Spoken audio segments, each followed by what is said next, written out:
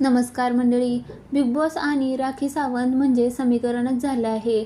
Big बॉसचं घर म्हटलं की तिथं राखी सावंत हवीच. हिंदी आणि मराठी दोन्ही बिग बॉसच्या कित्येक सीझनमध्ये राखी सावंत दिसली आहे. बिग बॉस मराठी 6 सुरू झालं तेव्हा राखीच्या नावाची चर्चा होती. राखी हवी असं कित्येक प्रेक्षकांची मागणी होती आणि अखेर बिग बॉस मराठीच्या घरात राखीने वाईल्ड कार्ड एंट्री घेतली. राखीचं बिग बॉसचे एक वेगळंच नातं आहे.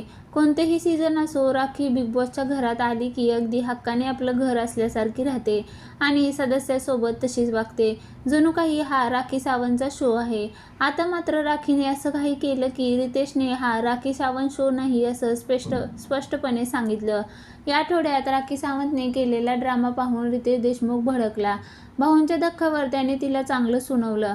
हा बिग बॉस आहे, स्क्रिप्टेड शो नाही, राखी सावंतचा शो नाही असं रितेश म्हणाला. यावर राखी उभं राहून कान धरून माफी मागताना दिसते. पण तरीही रितेशचा राग काही कमी होत नाही. 1 मिनिट डन असं तो म्हणतो आणि प्रोमो संपवतो.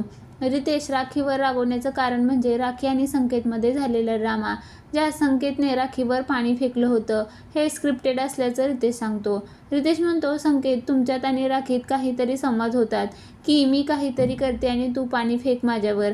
पाणी फेकायचं नाटक करता, रागात यायचं नाटक करता, हा राखी सावंत शो नाही. बिग बॉस मराठी 6च्या भाऊंच्या धक्क्यावर या प्रोमोत रितेशने चूक दाखवल्यानंतर राखी माफी मागताना दिसते. पण तरीही रितेश भडकलेलाच आहे. आता पुढे काय घडणार हे पाहणं महत्त्वाचं ठरणार आहे.